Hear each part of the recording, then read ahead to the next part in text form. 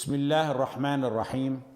الحمد لله رب العالمين، والعاقبة للمتقين، والصلاة والسلام على عبده ورسوله وخليله وصفوته من خلقه، نبينا وإمامنا وسيدنا محمد، وعلى آله وأصحابه ومن سلك سبيله واهتدى بهداه إلى يوم الدين. أما بعد, we're on the nullifiers of wudu, and the author said وَالنَّوَاقِضُ فِي الطَّهَارَةِ الصُّغْرَى ثَمَانِيَةٌ. There's 8 nullifiers of wudu. الْخَارِجُ مِنَ السَّبِيلَيْنِ, anything exiting from the 2 private parts.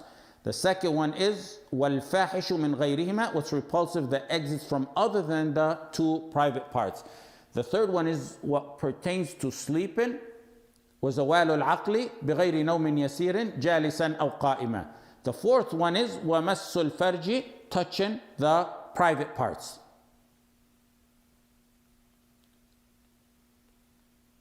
And under touching the private parts, we took 6 main masail. Let me repeat the rajih on each of those masail. And the first mas'ala, we said the rajih is that the wudu of a male who touches his sexual organ without a barrier is nullified.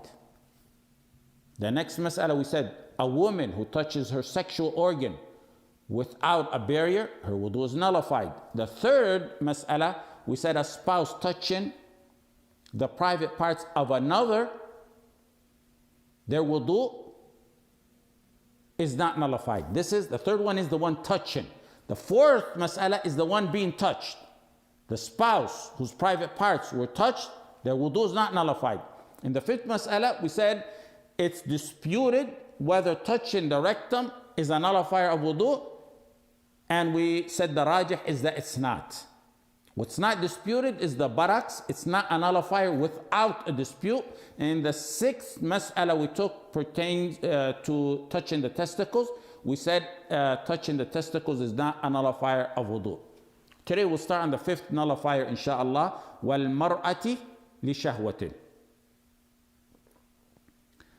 touching a woman with desire. The author clearly adopts the opinion that touching a woman with desire nullifies the wudu, and that's the opinion of the Hanabila. They also have another opinion that it doesn't nullify the wudu. We'll start with the rajih, a summary of the rajih, as was suggested to me, before we get into the details for طلاب العلم.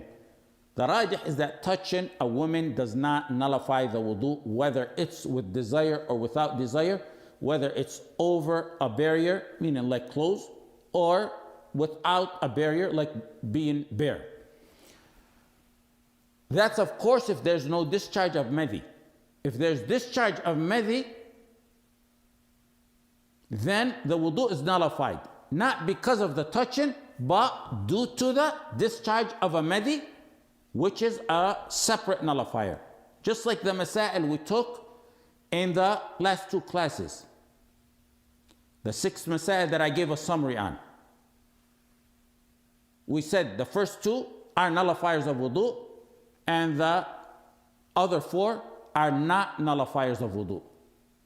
Let's assume there's discharge of madhi pertaining to any of the last 4 masail. The ones that we said do not nullify wudu. In that case, the wudu would be nullified due to the discharge of the madhi, not the touching aspect of it. In the first 2 masail, if a man or woman touch their own private parts, we said that's a nullifier of wudu. If one touches their private parts and there's a discharge of madhi, then there will be 2 causes for wudu. For touching the private part and separately for the discharge of a madhi. So keep that in mind. Now let's get into the details of our main mas'ala pertaining to touching a woman.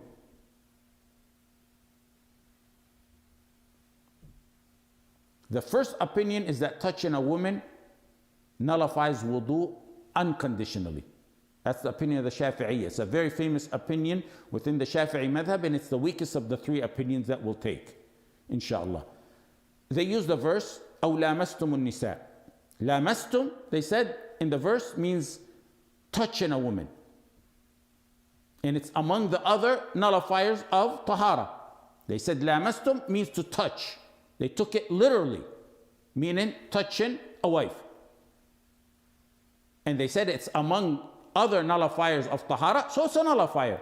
And then they backed that up by bringing other proof to show from other verses in a hadith where lams is used to mean only touch. Like in the hadith where the Messenger sallallahu alaihi wasallam deterred from a business transaction called bay' al-mulamasa, the transaction of touching. In Sahih Muslim, and worded slightly differently in Sahih Bukhari, the Messenger sallallahu alaihi wasallam defined it. He said, "Al-mulamasatu lamsu ar-rajuli thawb al-akhari biyadihi bil-layli aw bin-nahari." It's to buy a garment, for example, by merely touching it, night or day, and without looking at it. It's among the transactions that were known in the time of Jahiliyyah that Islam abolished. An example would be a seller saying, if you touch something, the sale's concluded. Even if the buyer didn't see it at all. It could be folded in a bag, and just by touching it, without seeing it, the deal is finalized. We haven't gotten into the chapter on business transactions yet, but why did we mention this here? The Shafi'iyya said, أَوْ لَامَسْتُمُ النِّسَاء means to merely touch a woman, to touch the wife, not necessarily sexual intercourse. Then they back that by a hadith and ayat where the term lams comes to mean touch. Like in this hadith on bay' al-mulamasa. Another example is in the ayah, وَلَوْ نَزَّلْنَا عَلَيْكَ كِتَابًا فِي قِرْطَاسٍ فَلَمَسُوهُ بِأَيْدِيهِمْ لَقَالَ الَّذِينَ كَفَرُوا إِنْ هَذَا إِلَّا سِحْرٌ مُبِينٌ. Allah told the Messenger sallallahu alaihi wasallam, if we send down a revelation in writing, فَلَمَسُوهُ بِأَيْدِيهِمْ, and they touch it with their own hands, the kuffar would still say it's only magic. The term in the verse, فَلَمَسُوهُ لَمَسُوهُ, if they were to touch it with their own hands. And likewise is hadith Ma'iz radiyallahu an, the Sahabi who committed zina and confessed to the Messenger sallallahu alayhi wasallam. In one of the narrations, the Messenger sallallahu alayhi wasallam asked him, is it possible that you only kissed her or touched her? لَعَلَّكَ قَبَّلْتَ أَوْ لَمَسْتَ. Lams here comes to mean touch. They said touching in Arabic refers to sexual intercourse and merely touching.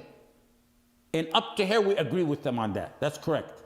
But then they said since it applies to both sexual intercourse and merely touching, it should be taken in the broader context. What's the broader context? Merely touching. Why is it the broader context? Because it would encompass and include intercourse with it. The response is, first of all, like we said, in Arabic, lams does come to mean touching, and it does come to mean sexual intercourse. That's clear. The question is, what's intended in the verse? Pay attention and focus, because the next point relates to balagha, and balagha in the Quran is somewhat difficult to explain in English. أَوْ لَامَسْتُمُ النِّسَاء is in the verse that we took so many times. يَا أَيُّهَا الَّذِينَ آمَنُوا إِذَا قُمْتُمْ إِلَى الصَّلَاةِ فَاغْسِلُوا وُجُوهَكُمْ وَأَيْدِيَكُمْ إِلَى الْمَرَافِقِ وَامْسَحُوا بِرُؤُوسِكُمْ وَأَرْجُلَكُمْ إِلَى الْكَعْبَيْنِ وَإِن كُنتُمْ جُنُبًا فَاطَّهَّرُوا وإن كنتم مرضى أو على سفر أو جاء أحد منكم من الغائط أو لامستم النساء فلم تجدوا ماء فتيمموا صعيدا طيبا فامسحوا بوجوهكم وأيديكم منه.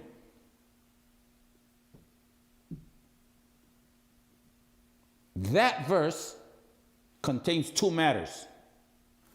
tahara from major and minor impurity, and tahara with both water and tayammum. For tahara with water, Allah subhanahu wa ta'ala mentioned the major and minor purification pertaining to it. And for tahara in tayammum, Allah subhanahu wa ta'ala mentioned the major and minor purification pertaining to it. It's like a table with 4 legs. In purification from with water, Allah subhanahu wa ta'ala mentioned the major and minor purification. For the minor purification with water, Allah subhanahu wa ta'ala said, إِذَا قُمْتُمْ إِلَى الصَّلَاةِ فَاغْسِلُوا وُجُوهَكُمْ وَأَيْدِيَكُمْ. For major purification with water, Allah subhanahu wa ta'ala said, وَإِن كُنْتُمْ جُنُبًا فَاتَّطَهَّرُوا. Then the verse goes on to tayammum. It mentions major and minor purification with tayammum. For minor purification with tayammum, Allah subhanahu wa ta'ala said, أَوْ جَاءَ أَحَدٌ مِّنكُم مِّنَ الْغَائِطِ. For major purification with tayammum, Allah subhanahu wa ta'ala said, أَوْ لَامَسْتُمُ النِّسَاءَ. Here's the issue now. If you say touching, أَوْ لَامَسْتُمُ النِّسَاء means touching only, literal touching, as the Shafi'iyya say, not sexual intercourse, then as it pertains to tayammum, there's no mention of major purification for tayammum, with tayammum. The verse mentioned major and minor purification with water. It mentioned minor purification with tayammum, but no major purification with tayammum if you go with the meaning of the Shafi'iyya that أَوْ لَامَسْتُمُ النِّسَاء is merely touching. And that goes against the balagha of the Quran. Let me repeat it in the summary. When you say touching here, in this verse means merely touching. أَوْ لَامَسْتُمُ النِّسَاء means merely touching, not sexual intercourse. You're implying that Allah subhanahu wa ta'ala mentioned major and minor purification for tahara with water. Then with tayammum, he mentioned minor purification with tayammum, but no major purification with tayammum. It's left out. That's how it goes. If you say lamastum أو lamastum النساء is touching rather than sexual intercourse, it goes against the balagha of the Quran. It's like a table with 4 legs and one of those legs is broken. Another response to them using the verse the way they did is that Ibn Abbas radiallahu anhuma interpreted touching in that verse as sexual intercourse. That's the first proof for the Shafi'iyya who say أَوْ لَامَسْتُمُ النِّسَاء is merely touching, not sexual intercourse. That's the first proof and the response to how they use the proof. The second proof they use is an athar in Muwatta Malik. An athar, a statement by Ibn Umar radiallahu anhuma. And it's that Ibn Umar radiallahu anhuma said that kissing a wife or touching her is mulamasa. So whoever kisses his wife or touches her must make wudu. And it appears to be authentic. A third proof that they used is similar to the second one, which is an athar in Musannaf Abd al-Razzaq, where Ibn Mas'ud radiallahu anh said one should perform wudu from touching a woman or kissing her. The opinion of Ibn Umar and Ibn Mas'ud on one hand is the opposite of the opinion of Ibn Abbas radiallahu anhum ajma'in. Ibn Abbas adopted that sexual intercourse, lamastum nisa is sexual intercourse. Sa'id ibn Jubair said, I got in a dispute with some Arab pertaining to the meaning of أو لامستم النساء. Sa'id ibn Jubair said, I said that lams here, lamastum nisa, is what's less than sexual intercourse, meaning touching. The Arab said it's sexual intercourse. So they went to Ibn Abbas radiallahu anhuma to judge, and he said the Arab won, it's sexual intercourse. Now, when the Sahaba dispute like this, we see what's stronger and what's closer to the proof, and what we mentioned pertaining to the balagha in that verse is very strong. In addition to the proof that we'll mention with the third opinion. Keep in mind what I mentioned also when I talked about euphemism in the Quran, that there's a lot of other verses like where lams comes to mean sexual intercourse. لا جناح عليكم إن طلقتم النساء ما لم تمسوهن. The lams here in that verse is sexual intercourse. وإن طلقتموهن من قبل أن تمسوهن وقد فرضتم لهن فريضة. That is sexual intercourse. يا أيها الذين آمنوا إذا نكحتم المؤمنات ثم طلقتموهن من قبل أن تمسوهن فما لكم عليهن من عدة تعتدونها. So in those verses, lams is sexual intercourse, not touching. So it is true, we can't dispute that lams does come both ways, for mere touching and sexual intercourse. Ibn Taymiyyah said, ordering wudu from touching a wife without desire is not the opinion of any of the Sahaba, nor is it narrated by the Messenger sallallahu alaihi wasallam, even though it's a common, widespread matter and it's something essential for us to know. It's a common matter, and had it been a nullifier, the Messenger sallallahu alaihi wasallam would have taught it to us. What he means by saying it's a common, widespread matter, meaning it's something that occurs daily. Not just daily, but numerous times a day. When spouses exchange items, they touch each other's hands. It's something that occurs daily, and had it been something that was a nullifier of wudu, the Messenger would have taught it to us. Ibn al-Mundhir, rahimahullah ta'ala, said, it's by ijma' from those who we memorize knowledge from that there's no wudu needed for a man, from a man kissing his mother or daughter or sister, if he's being dutiful to them or honoring them, or if they return, for example, from a journey, or when one touches them when handing each other objects. He said the only exception is what's been related by Ash-Shafi'i. He said it's even been related that Ash-Shafi'i has two opinions on this matter. One requiring wudu from merely touching a woman, and another like the rest of the ulama. Then he doubted if the opinion of merely touching a woman nullifies wudu is actually an opinion of a Shafi'i. Then he said, if it is accurately attributed to him, his other opinion, not requiring wudu, would be the better one to go by. That's the first opinion. The second opinion is that touching a woman nullifies wudu if it's with desire. Without desire, it's not a nullifier of wudu. This is the Malikiyah and a second opinion of the Hanabila. Their proof is that touching with desire, it's usually combined with the discharge of madhi. They said, even if it's rare, then we go by what's safer. We require wudu when touching a woman with desire, because it's safer. Then they also tried to combine between proofs. They used the verse أَوْ لَامَسْتُمُ النِّسَاء in the same way the Shafi'iyya used it. They said أَوْ لَامَسْتُمُ النِّسَاء here means to merely touch. Doesn't say desire or not desire. But then they mentioned the hadith Aisha. كنت أنام بين يدي رسول الله صلى الله عليه وسلم ورجلاي في قبلته فإذا سجد غمزني فقبضت رجلي وإذا قام بسطتهما.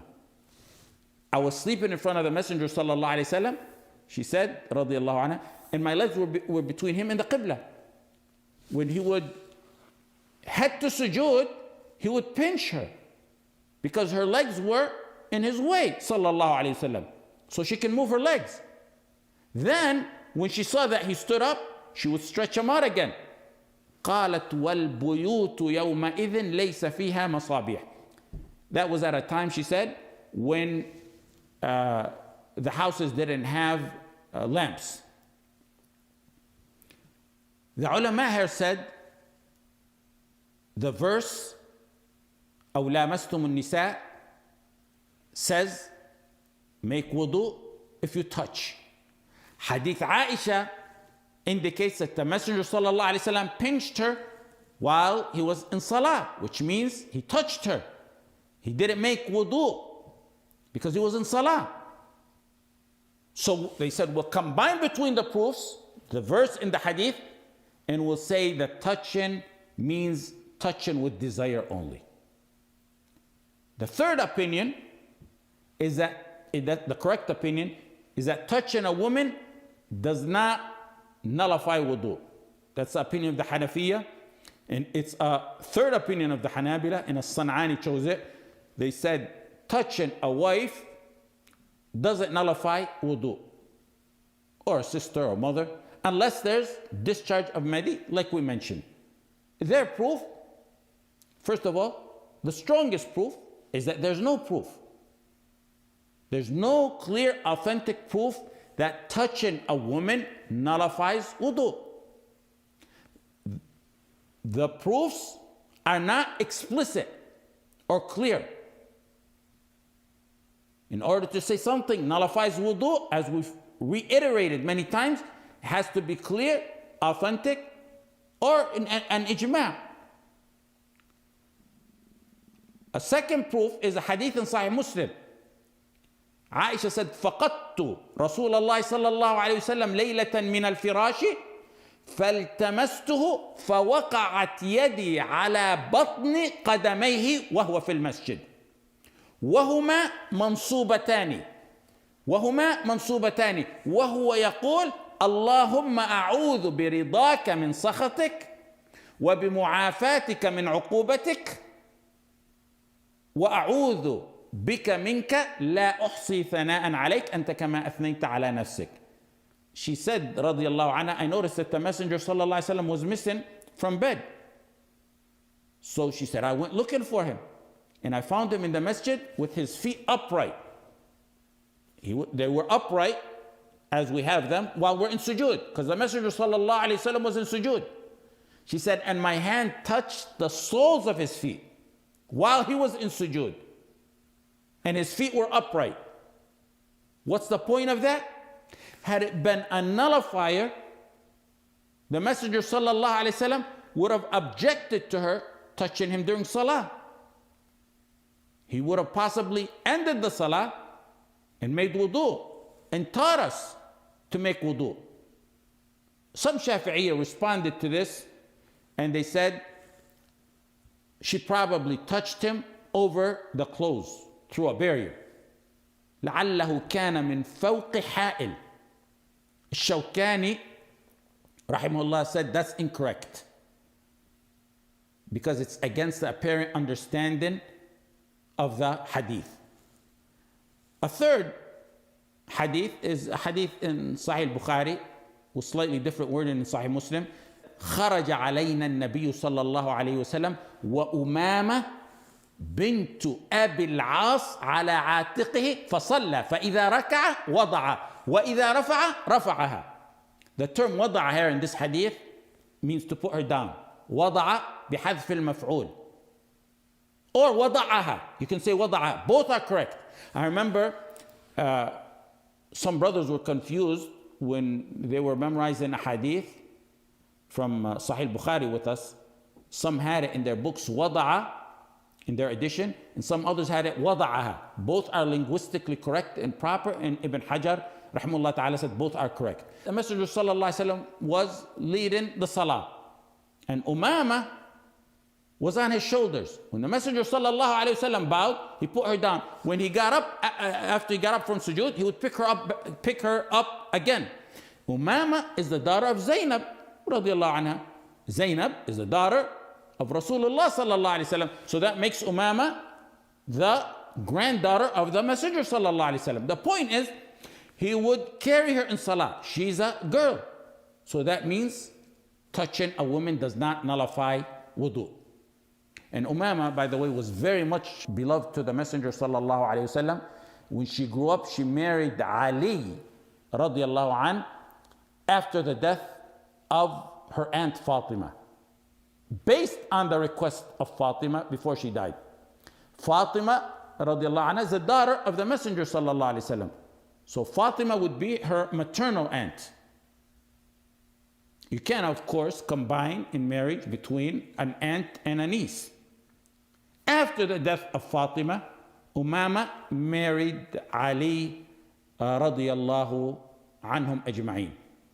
The fourth proof used by the ulama who say touching a woman is not a nullifier of wudu is hadith Aisha, the one we mentioned earlier. كنت أنام بين يدي رسول الله صلى الله عليه وسلم ورجلاي في قبلته فإذا سجد غمزني.